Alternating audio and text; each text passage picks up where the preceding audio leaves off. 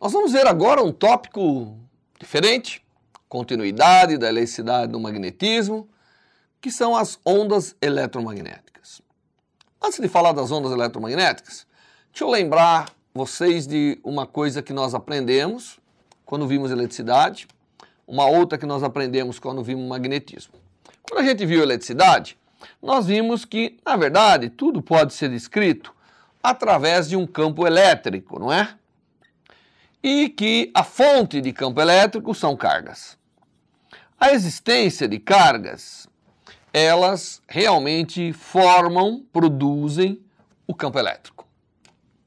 Aí nós vimos também, quando aprendemos magnetismo, que o magnetismo todo é descrito, basicamente, por um campo que nós chamamos de campo B, campo magnético, não é isso? Então nós temos o campo magnético, B, e nós aprendemos que quem produz campo magnético, na verdade, ou é um ímã, né, um ímã permanente, ou correntes elétricas. Então nós vimos que correntes elétricas produzem o campo magnético. Então, as cargas e as correntes são, na verdade, fontes de campos. Tá certo? Mas aí, nós vimos uma coisa interessante. Nós vimos, ao terminar o tópico de propriedades magnéticas, de magnetismo, que um campo magnético que varia no tempo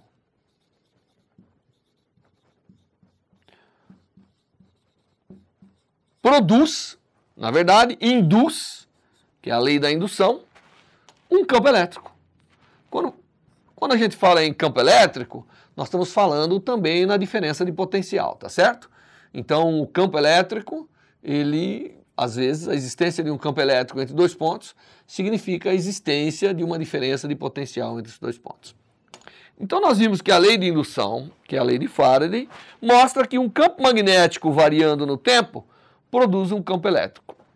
Então, isso nos faz adicionar aqui uma nova parte. Por quê? Porque agora, campo magnético variando no tempo produz campo elétrico. Não é? Então eu tenho duas fontes que produzem campo elétrico. Cargas livres no espaço ou campo magnético variando no tempo. É impressionante que o campo magnético variando no tempo, ele induz, né, uma diferença de potencial, quer dizer que ele é fonte.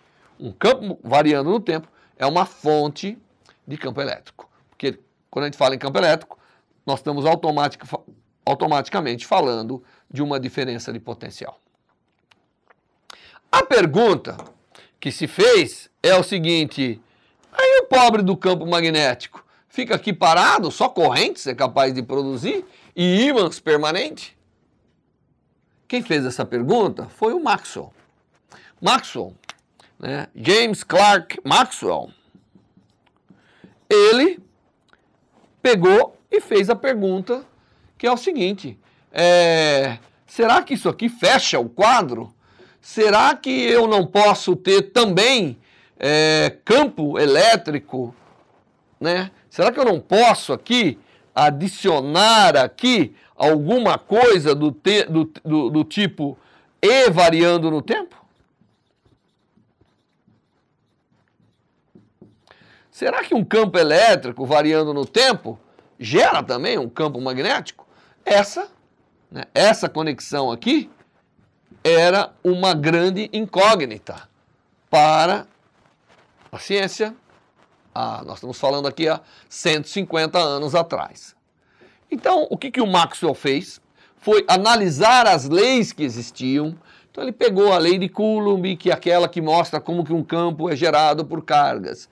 Pegou a lei de Faraday, que é aquela que mostra como que um campo magnético é gerado. Ele pegou a lei de Ampère, na verdade, né? Chama-se lei de Ampère, que também chama-se lei de Gauss, dependendo da maneira que é expressa. Não, está errado aí, Braz. ele pegou as leis que mostravam como que correntes produziam campo magnético, né? Normalmente, numa física mais avançada, você vai ver que essa chama-se lei de Gauss. E também nós temos a lei de Ampère. Então ele pegou tudo isso para tentar fechar esse ciclo aqui. Não é? Então Maxwell olhou tudo isso e viu que, de fato, essa flecha aqui deveria existir.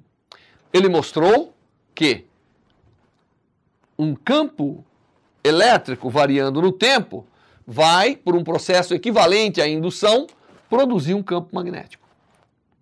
Então, o Maxwell, ele pegou, olhou esse esquema aqui e demonstrou, utilizando capacitores e tudo isso, que de fato isso aqui tinha que ser uma flecha real. Não havia mais dúvida de que campo elétrico pode ser gerado por cargas ou por campo magnético variando no tempo, processo de indução, mas que campo magnético também pode ser gerado por correntes elétricas ou por campo elétrico variando no tempo. Então, com isso, ele reformulou o chamado a eletricidade e o magnetismo, juntando tudo numa teoria que chamava-se eletromagnetismo, onde juntava campo elétrico, campo magnético, tudo isso. Tá certo? Isso é tão importante que depois dá origem à relatividade de Einstein, dá origem a coisas extremamente fantásticas que permitem mostrar que campo elétrico e campo magnético se comportam como uma entidade quase que única, né? Dependendo de como você enxerga, dependendo de como você observa. Muito bem, então a grande contribuição de Maxwell foi formular uma eletricidade e um magnetismo totalmente fechado. Então, ele disse, Maxwell, através das suas leis, ele mostrou que o campo elétrico pode ser produzido por cargas. Então, nós temos também agora campo elétrico variando no tempo, produzindo campo magnético. Bom, então com isso, nós sabemos como que esses campos podem ser produzidos do ponto de vista físico. Não é isso? Aí o Maxwell fez o seguinte, bom, vamos fazer o seguinte, vamos tirar as cargas. Vamos imaginar um campo, uma situação onde eu não tenho cargas livres. Então, as fontes para o campo elétrico será campo magnético variando no tempo. E também eu não vou ter correntes. Eu vou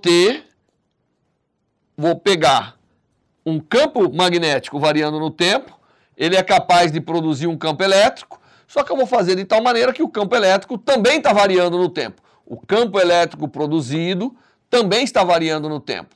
Se o campo elétrico produzido está variando no tempo, ele está produzindo um campo magnético, que, dependendo da situação, também está variando no tempo.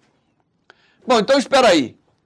O que o Maxwell percebeu é que era possível você ter um campo elétrico e um campo magnético, ambos variando no espaço e no tempo. Então você tem ambos variando no espaço e no tempo. Claro que o Maxwell fez tudo isso matematicamente, com rigor bastante grande. Ambos variando no espaço e no tempo. Tá certo? Então, se eu tiver essa situação, eu tenho uma entidade que que existe, a variação temporal do campo elétrico alimenta o campo magnético, o campo magnético variando no tempo alimenta o campo elétrico. Então, eu posso ter uma entidade de natureza elétrica e magnética que é autossustentável. Veja bem, ele começou com as leis da eletricidade, do magnetismo, foi juntando tudo, e chegou a uma situação onde ele preveu a existência de uma entidade física que poderia existir no espaço desde que houvesse variação temporal e espacial de campos elétricos e magnéticos. Aí, quando ele montou as suas equações, ele percebeu uma coisa. Ele percebeu que das equações ele era capaz de calcular com que velocidade essa nova entidade física se propagava. Tá certo? E descobriu que essa nova entidade física caminhava exatamente com a velocidade da luz.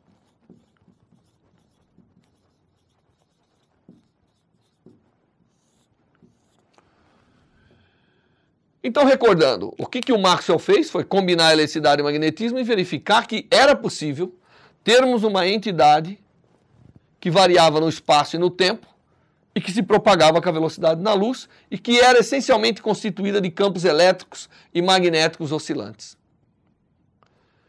Uma entidade que varia no espaço e no tempo de forma periódica para se autossustentar é uma onda.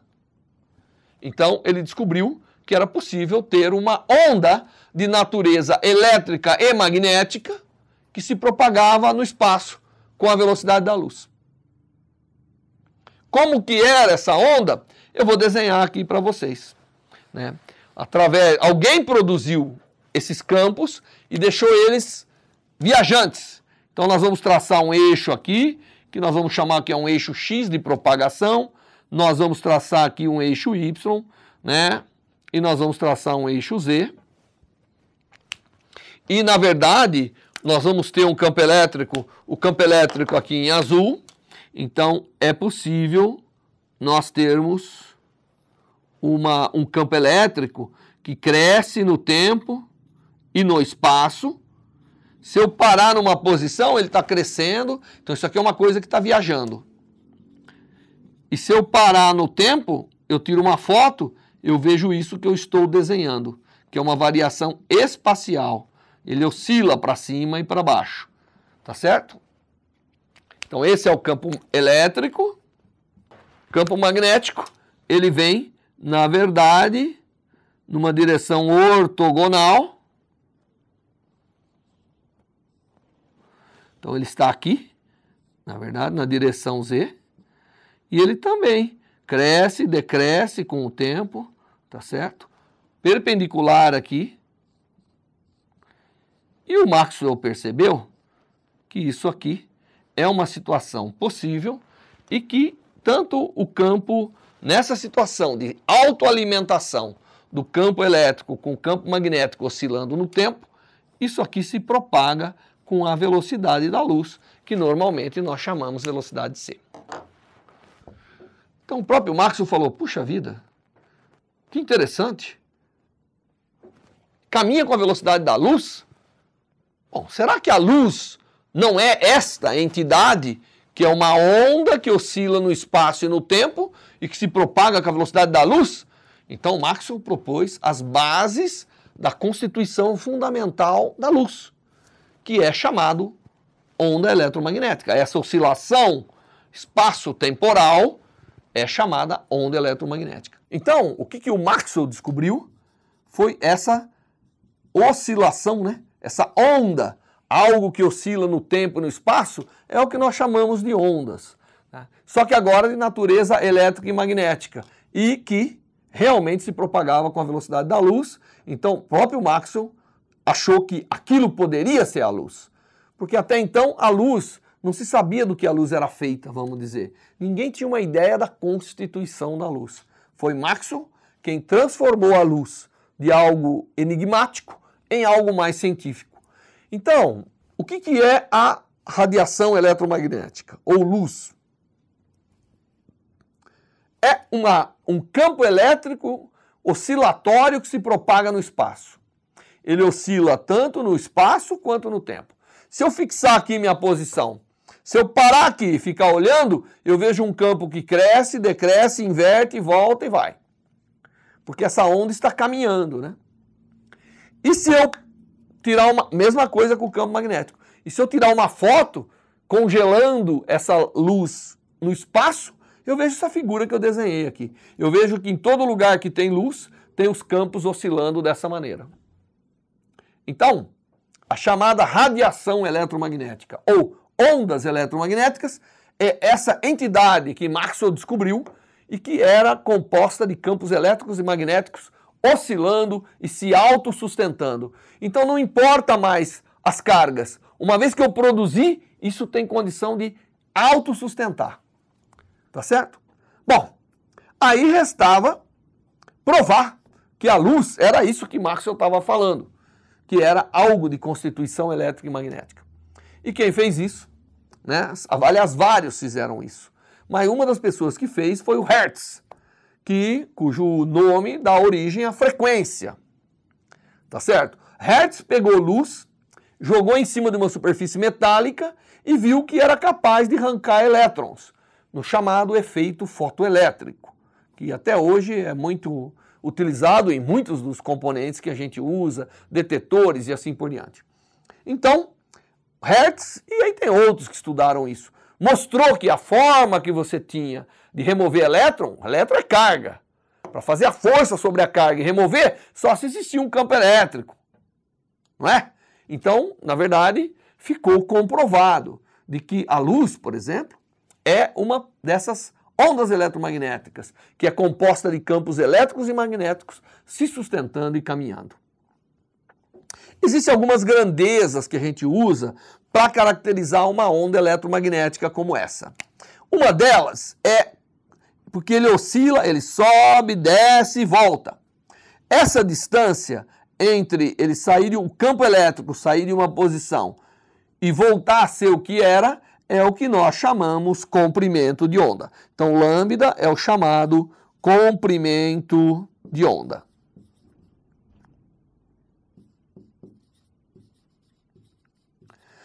E é igual tanto para o campo elétrico quanto para o campo magnético. Se eu olhar aqui a frequência, quantas vezes, se eu fixar uma posição agora e ver quantas vezes ele sobe e desce por segundo, eu tenho a chamada frequência, que é essa que nós normalmente expressamos em Hertz. Então, a caracterização de uma onda qualquer sempre tem um comprimento de onda e uma frequência, e também a onda eletromagnética, ela tem também, de alguma maneira, a comprimento de onda e frequência para caracterizá-la. E, na verdade, o que nós temos hoje no universo é um grande acúmulo em todo o espaço de ondas eletromagnéticas. E essas ondas eletromagnéticas, a luz que a gente enxerga é um exemplo, tá certo? Provado experimentalmente que é. E aí já nós vamos entender por que a luz então interage com as coisas da forma que interage. Mas essa onda eletromagnética que eu acabei de escrever para vocês pode ter diversos comprimentos de onda, diversas frequências.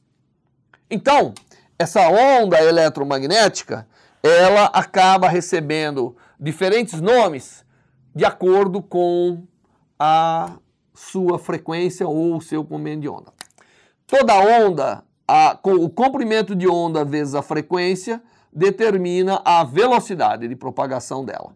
Então, o comprimento de onda vezes a frequência determina C. Como essa aqui é uma constante, tudo que eu vou falar caminha com a velocidade da luz, C, porque tudo é luz, tudo é radiação eletromagnética. Então, variando o comprimento de onda e a frequência, elas têm que obedecer essa relação. E aí, o que o pessoal descobriu é que esse comprimento de onda pode ser muitas coisas. Tá certo? Eu, na verdade, vou representar aqui a frequência. Eu vou falar em frequência. Poderia falar em comprimento de onda, porque os dois... quanto vale isso?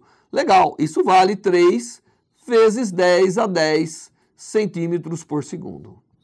É quanto vale a velocidade da luz no espaço vazio, quando não tem matéria, não tem carga para puxar um pouco esses campos, retardando a sua propagação. Tá certo? Muito bem. Então, nós temos a onda eletromagnética, ela caminha com a velocidade c, ela foi provada que a luz, por exemplo, é uma onda eletromagnética e tudo isso, e aí a frequência dela pode variar, dessas ondas, pode variar num intervalo muito grande. Ela pode ser, por exemplo, 10 ao quadrado Hertz, que é 100 Hertz. Ela pode ser 10 à quarta Hertz, que eu estou usando notação científica para poder. Ela pode ser 10 a 6 Hertz, 1 milhão de Hertz. Ela pode ser 10 a 8. Ela pode ser 10 a 10. Ela pode ser 10 a 12. Ela pode ser 10 a 14. E aí vai, tá certo? 10 a 16.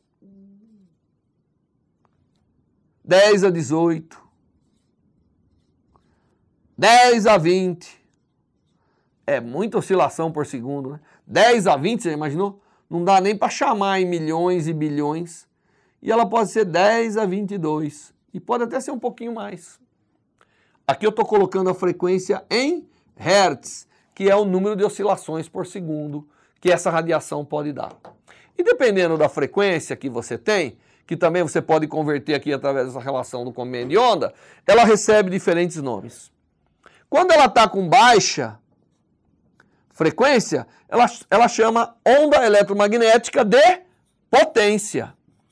Então, os 60 Hz que você tem aí na sua tomada é uma onda eletromagnética de potência que não consegue se propagar no ar, fica contida nos condutores. Se você botar um fiozinho na tomada, ela vem e se propaga oscilando a 60 Hz, conduzindo, movimentando os elétrons.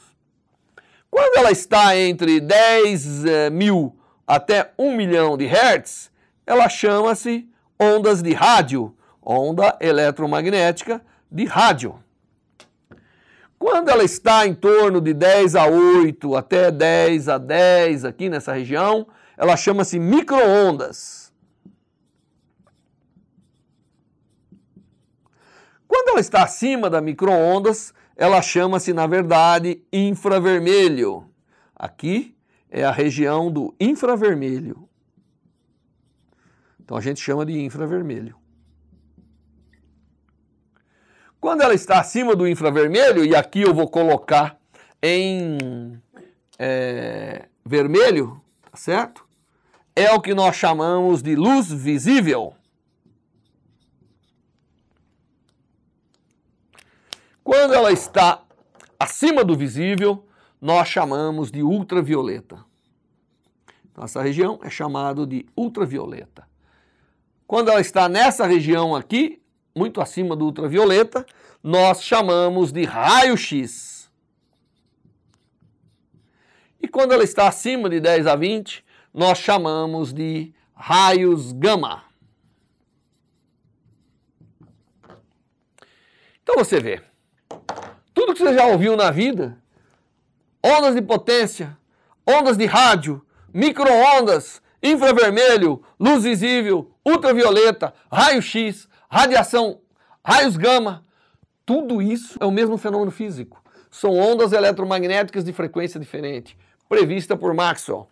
O visível está aqui numa região pequenininha de frequência, entre mais ou menos 10 a 14 a 10 a 16 Hz.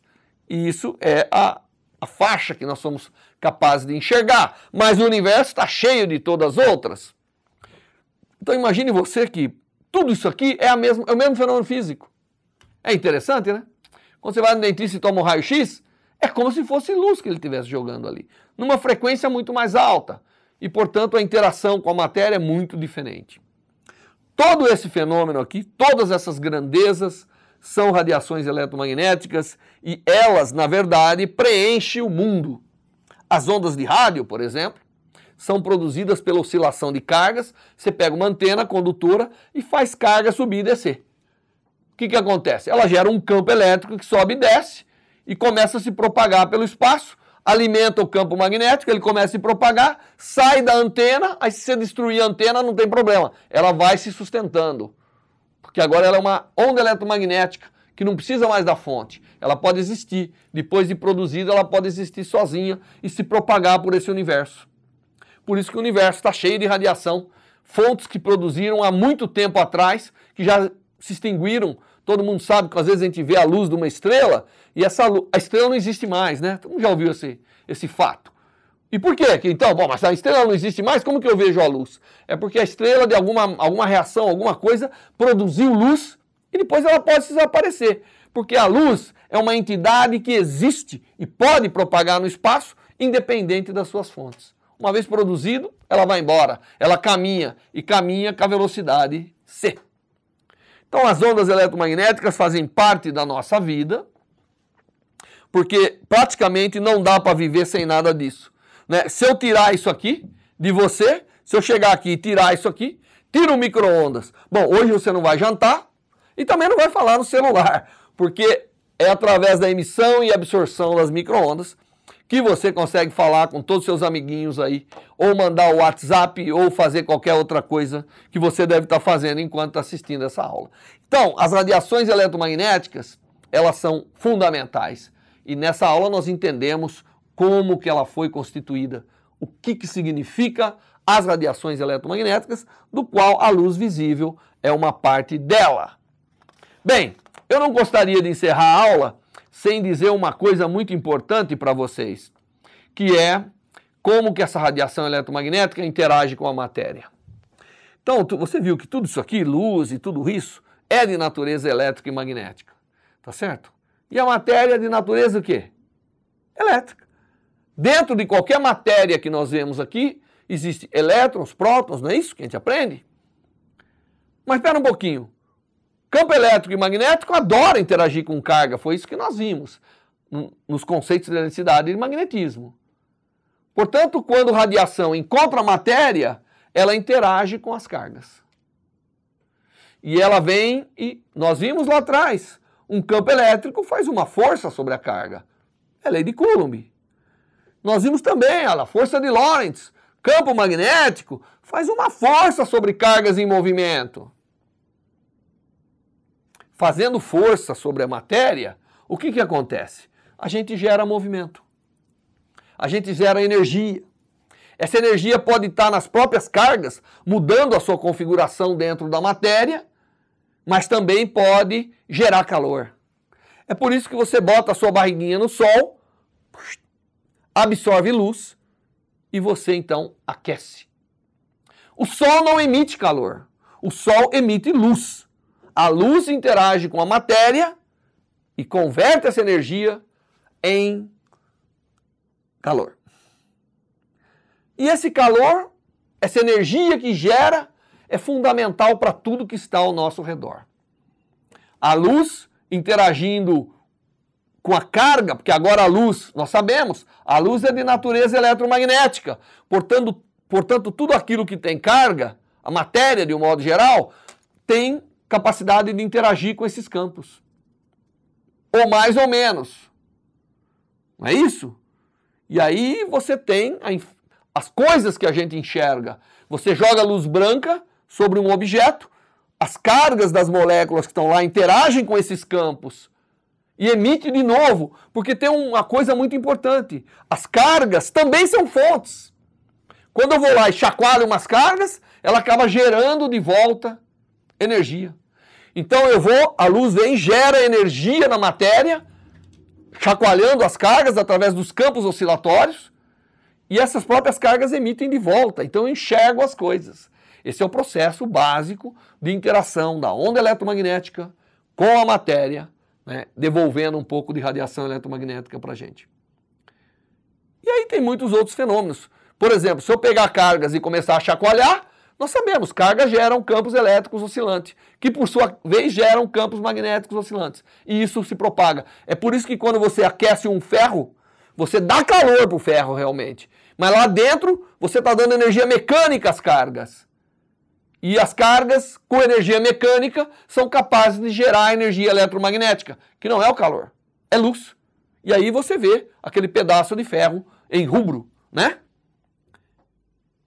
Gerando luz, gerando radiação eletromagnética. Muito bem. As aplicações são infinitas. Pega o forno de micro-ondas. Como funciona o forno de micro-ondas?